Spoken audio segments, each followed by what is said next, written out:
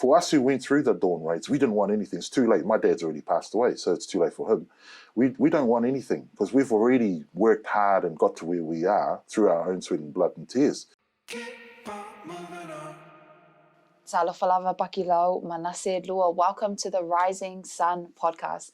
Could you please introduce yourself to us? Malole Maria Haweki. Malole Soifua Malelangi Mama. My name is Pakilau Manase Lua. I'm Tongan with Samoan and Fijian ancestry. Hail from the Kingdom of Tonga. I was born there. Came here in the 70s during the Dawn Raids. I'm a child of the Dawn Raids. Lived in South Auckland most of my life, but spent some time up north with the Ngāpuhi tribe when we were refugees during the Dawn Raids. I've got lots of connections in the community. I work in mental health and addiction and disability. I'm also on a number of community boards with Whanua, the Aotearoa Tongan Health Workers Association, and other NGOs. But I'm really glad to be here today. Let's start from the beginning. You say you were a child of the Dawn Raids. Yeah. Tell us about that. Well, I was only 3, going on 4 when we left Tonga. So I was born in Tonga, in a little village called Vaini. That's where my title comes from. Pakilau or Aotearoa is my title. I guess growing up, I never really knew, being a child, that we were here illegally, which is basically what happened. Mum and Dad decided to take a risk. They wanted to find a way to live here, to get a better life, like a lot of people during the 70s, mostly Tongans and Samoans at the time. And so we lived in Greylin. Greylin was like the Otara in Mangere back then. And we lived on Vermont Street for a number of years. Then fled up north when the worst of the Dawn Raids happened. And we were really lucky to be sheltered by a Māori family up north. One of my uncles married into the whānau, Wihongi and the Te Haki family up north. So I've never forgotten that. I even remember the marae, Ururangi marae, just on the outskirts of Kaikohe. Yeah. What were some of the, obviously you were very young during that time. Yeah. Do you remember some of the emotions as a child? Well, mixed emotions, because there was one incident when we actually left Greylin, was when the flat down the road was raided. And so all of a sudden we were just woken up. Dad got us up. We quickly disappeared in the middle of the night. But we were used to moving, because I used to think, man, my mum and dad are really rich, because we used to go from house to house. I think they've got all these homes. But really, we were fugitives going from one house to the other. And that was life for most overstayers. You have to move. Sadly, if you stay too long and overstay your welcome at that house of a relative, that they often would tell on you, or you might be getting a bit too ahead of yourself, getting a lot of money, because you save, you have to survive. And sadly, some people would tell on their own relatives. So we kept moving. We moved around from home to home. But that was one memory I always had. But to my parents' credit, they always found a way to look after us. It was hard, during the winters it was really cold, those old state houses in Greylin, high roofs, no insulation. That was one memory I can always remember. But we always found a way to survive, food, clothing, all that stuff. Dad worked really hard, worked at AFCO, the freezing works. A lot of our Samoan and Tongan families worked there on the wharf. Dad would walk there. So they are very hard working people, that generation. They were built different. Yes. They didn't really complain, they just get on with it, Me, when I went back to school, to uni, that's when I first learned about the political side of the Dawn Raids and, the just unjust thing that happened. Straight out racism. Yeah, it was really, really tough for my parents. But I'm here now, thanks to their sacrifice. And my 3 sisters, all gone through university, all got degrees, good jobs, earning good money. But I've never forgotten. So most people, as they age, get more conservative. I've gone the other way. I've gone more radical as I get older. That is so funny and an interesting. That's what I hear all the time. It's like, weird. You'll get it when you grow up. Yeah. That's why I've gone more radical as I get older, because you don't know what you don't know. So I've been more educated and informed now than when I was younger. Absolutely. And Thank you for sharing your views for us. A lot of the times, you know, when Indigenous or minority communities stand up for themselves, we're always told that our resistance or our voice is problematic. It's something like, oh, you're too loud, you're being too loud. And you being the child of the dawn raids, you know, that's probably something that you grew up with, be quiet, now's not the right time. How do you reflect on all of that to the stage that you are in life? My parents weren't aware of what they did, but I see that as a form of resistance. It was a passive form of resistance that they chose not to comply with a racist immigration policy that we had to carry your passports around. My dad said, stuff that, I'm going up north. So he did that. We went up to, and were sheltered up north, and they made a risk. They took a risk for the betterment and to find a better life for their kids. Now that's not a crime. And it wasn't my decision as a child, but I absolutely respect what my dad, you know, the choices he made. Tough on mum, because mum came from a really good family, you know, fairly well off. They're well respected in the village, come from the family who are from their village. So they're, you know, being my mother's village as a Tongan, you know, we have a saying, whai te riha kolo whai. Say, you can do what you like in your mum's village. So I come from that kind of village. And it's the village that's famous for all the wrong things.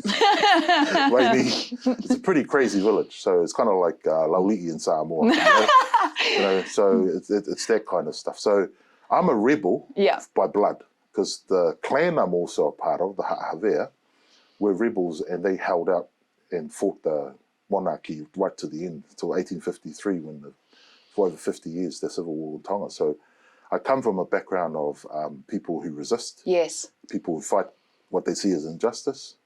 Even though I may not have known it at the time, but that was a form of resistance. You don't have to do, if the law tells you to do something that you know is wrong in your soul, it's not wrong to resist that. And what Māori do, passive resistance, like in Parihaka, Bastion Point, you know, the Springbok tour, legally what they were doing was wrong under the laws of the time, you know, but passive resistance is something we should be very, very open to, and demonstrating, protesting, you know, not violence, but utilizing the power of the masses to get things done and get the right thing done. And so that's why I'm really passionate about anything to do with helping our good overstayers. There's some bad ones too. You know, the bad ones, go home and kick them out. Those who are productive and doing well here, let's help them out. They're here to help. That's so interesting. So like now we're in 2024, and a big topic of discussion was the Dawn Raid's apology. What were your thoughts about that apology? Did it contribute to your healing? No, I'll be straight up. I thought it was a wasted opportunity. Great theatre, you know, I honestly, that's my honest truth. I saw it as a performance, because there was nothing there for the overstayers who were overstaying at the time. And so the government knew that we were petitioning the government to find some mercy, something to help these people. They're the poorest of the poor. You know, Pacific people are already poor. Now you add the fact that they're here legally, and they're right on the margins of the margin. You know, they're the most vulnerable. And during a pandemic, you know, what better time to give them some respite and to, I mean, most of them are already working. Some of them are doing cleaning, picking up the rubbish, cleaning the toilets that nobody wants to do.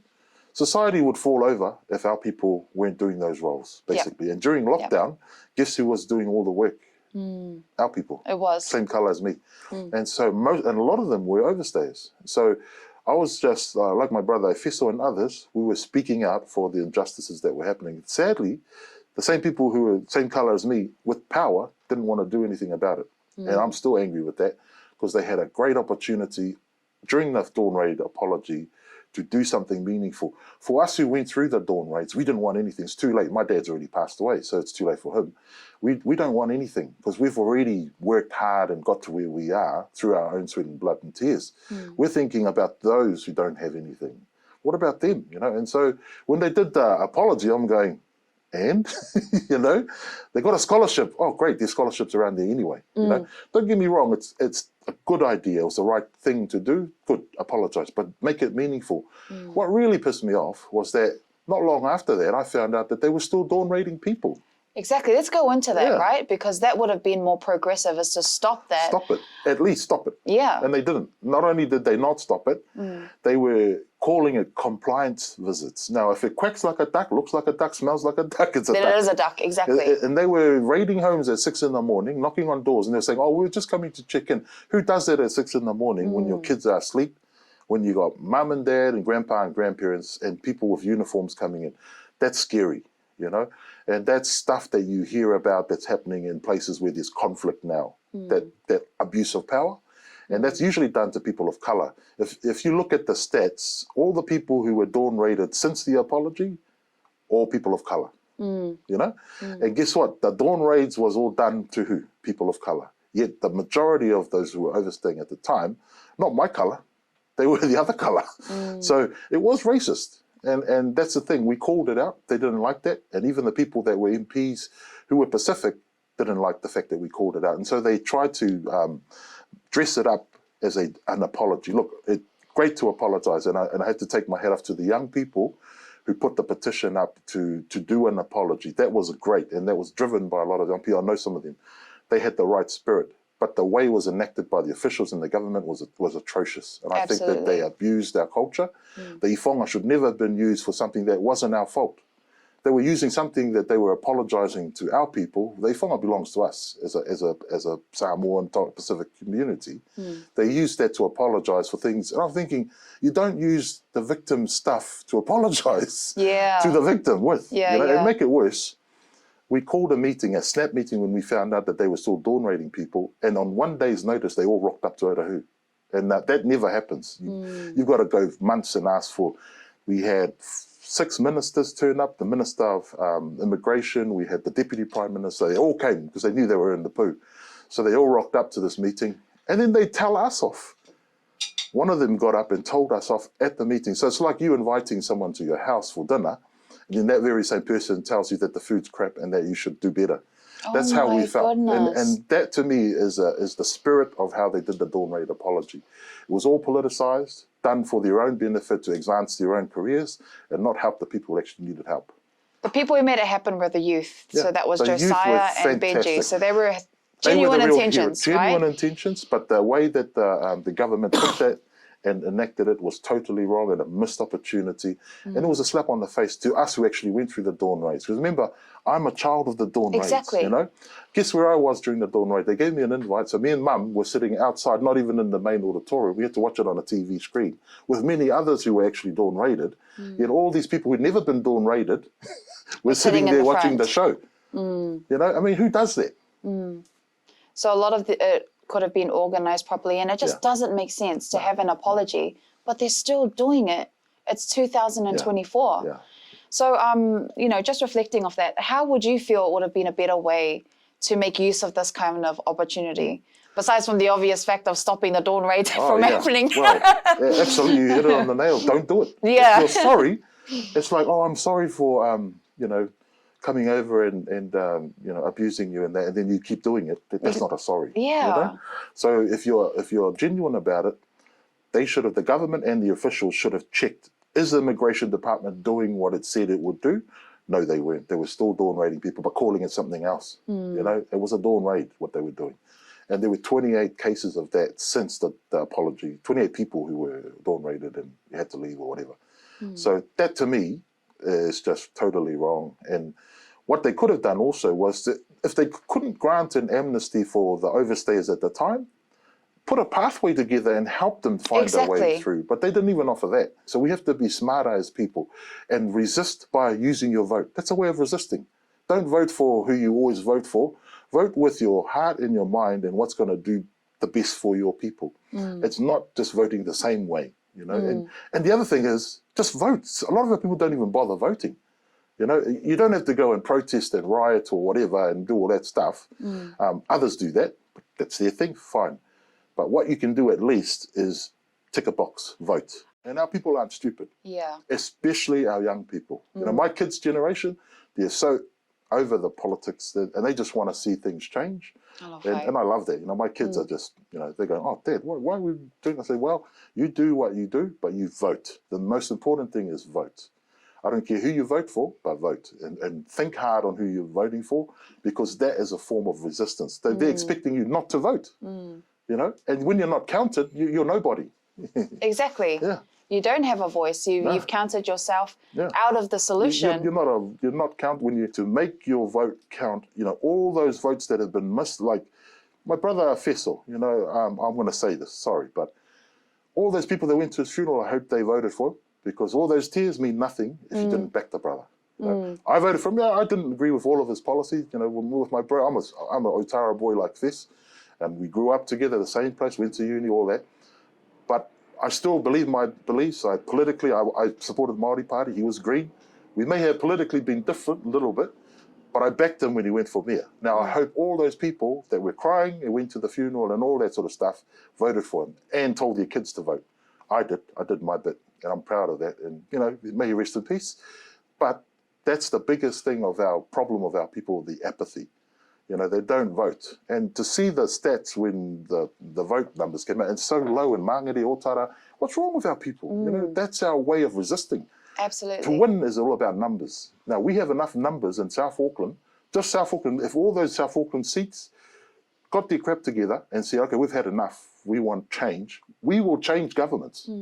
We've got the numbers. And I think through Feso's experience, you know, he would have done well in the Māori Party. Any party. No, that Any brother party. was talented. You know, I mean, I shoot from the hip, and so does Fes. And, you know, that's what you need. I'm not saying I'm trying to say that I'm all that, but my generation, we're getting older. The younger ones with the same fire, same energy, you know, that we need in there, you know. It's time for us older ones to move aside, let them in, and just support and guide and give them the, you know, the strength and the prayers and the lot. Let them make the changes. It's the youth that will change the world, not the old folks. That's why we have problems. Yeah. And I think just one thing learning from, you know, our brother Fess is that we need to stand up when it counts. Yeah. You know, don't wait until, it'll come around again. There's no point in waiting. We have to stand up. Yeah. And Fess was kind of the person where you could trust he'd push for you, even if the party politics came into play. So I don't know how he did it. I mean, he always came to our events. I knew he had a million things on, but, you know, we had the gang issues, and we called a whono, the Tongan community, because sadly a lot of the problems with our Tongan community. And so I said, Fess, could you come to this meeting? He said, yeah, brother, I've got another thing, but I'll try and make it. And he was there. Overstayers, he was there. Now, when you ask some of the other politicians, no, sorry. You know, just be present. Be with your community. Not all of them. Some of them would rock up, you know, and good on them. But most of them are too busy because they're too important. You know, they've got all those big roles, and that's great. You know, you can write your papers, read your papers, but it's not going to do anything for my people. Exactly. That's exactly it. And, you know, just talking about the youth now, and a lot of the younger people who are watching these things unfold, they may not have been around in the 70s, but they're learning all of this history. You know, what would your advice be to younger people who still encounter racism to this day, and who are having maybe trouble identifying it in their different spaces? What's your advice to younger people? My advice is simple: kia kaha, be strong and be real. Don't try and do what, you know. This is the problem we have with politics. Everyone toes the line. You know, they know what's right, but they go, we have to be, you know, be yourself. Do what's right because you know what's right, and don't believe the hype that because the media, as we all see, you know, with especially what's happening in Palestine, you hardly hear anything about it unless you go on certain platforms, you know. And so my hope is that young people will take the fire that they have and make the changes that our generation tried to do but couldn't quite get there. You know, build and stand on the shoulders of the likes of Fess and the giants who've come through. We've busted the doors down. You know, we've had a deputy prime minister who was a Pacific person. Who would have thought? I was so proud when Carmel got that role. You know, awesome. You know, we've had people in cabinet, we've had MPs, you know, and all of that stuff, which is great. But we're still the worst in education. We're still the worst in health. We're still, you know, something's got to give. So I think it'll be the youth that will do it. Still a lot of work to get done. Yeah. still many batons to pass on. Yeah. But thank you so much, Pakilau, for this amazing interview. Thank you for sharing your wealth of wisdom and insights. And thank you for all the work that you do for our people in this space. Thank you. Thank you for coming to our Rising Sun podcast. Keep on moving on.